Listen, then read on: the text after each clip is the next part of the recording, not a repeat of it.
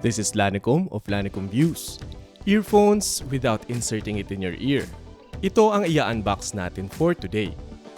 Join me in an unboxing of Livall's latest product, the LTS21 open-ear headphones. A pair of earphones not protruding your ears. And now let's unbox this one. Let us check the box. In front, we have the Livall Redefine Your Safety. Open ear emphasizing the LTS21 gives you a listening experience with your ears open. True wireless multifunctional sports headphone, the LTS21. For quick on-the-paper specs, this is connected via Bluetooth 5.2. Open ear type with hi-fi sound, ENC noise cancellation, stereo directional sounds, 12 hours on the earbuds plus 48 hours using the charging case, and a remote control. The model that we have here is the LTS21 Elite. And now, join me as I open the box. First layer, we have an envelope sleeve containing the instruction manual and the warranty form. We also have here a moist cloth. On the second layer is a case that looks like a Discman or a CD player.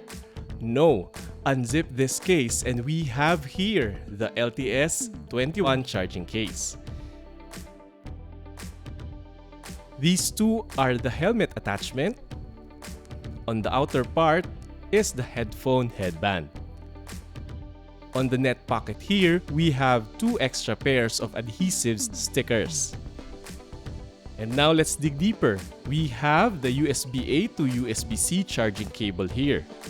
The unboxing doesn't finish here. I have a small box here containing the remote control.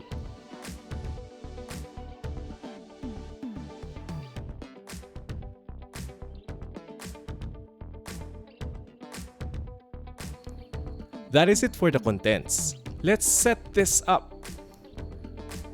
First thing to do, remove the film covering the charging pins. Let it snugly sit on the charging case for a while. And let us check out the case while the earphones are charging. There's a bit of weight or heft on this charging case. And this is powered by an 800 mAh battery. The back is the USB-C charging port. You open this like a treasure box and the earphones are held magnetically. Let us set the earphones using its headband. Slide the tip of the headband to the earpiece. It will click once it fits. So this is the headband mode.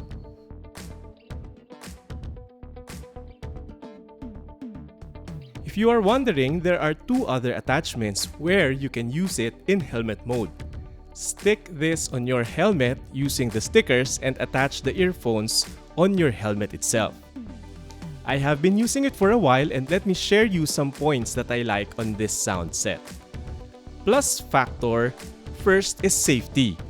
As Livall is prioritizing safety, as they are a helmet and safe gear provider, riders may have the need to answer calls or listen to music without risking their safety on earphones that block the ambient sound. An open-ear earphone is a good option for bike riders and scooter riders too. While we are on the ride, it is easy to accommodate calls and control music using the remote control. Second, comfort. Secondary effect of an open earphone is comfort.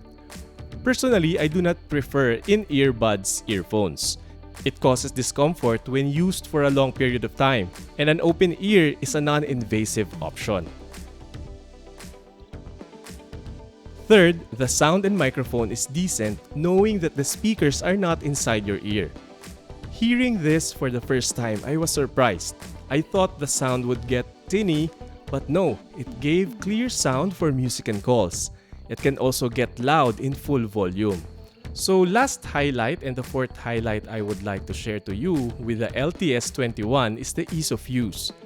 It has great soft touch controls on the earpiece itself, and the remote control is very helpful to use while riding. And it has a long battery life. 12 hours of promised life on a single charge for the earphones is long enough. So para kanino ang device na ito?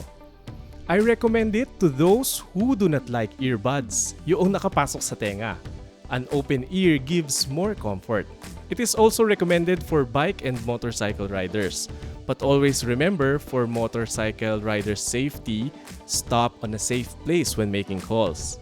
Also, this is great for jogging, running, and doing exercise dahil hindi ito basta mahuhulog sa inyong ears.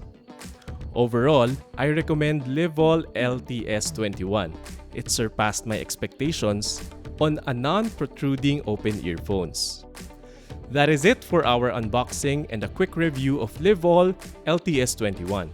Find more about the product you may check out as they are here in Indiegogo, and links are provided in the description for your reference. Keep on sharing your thoughts and views about this gadget.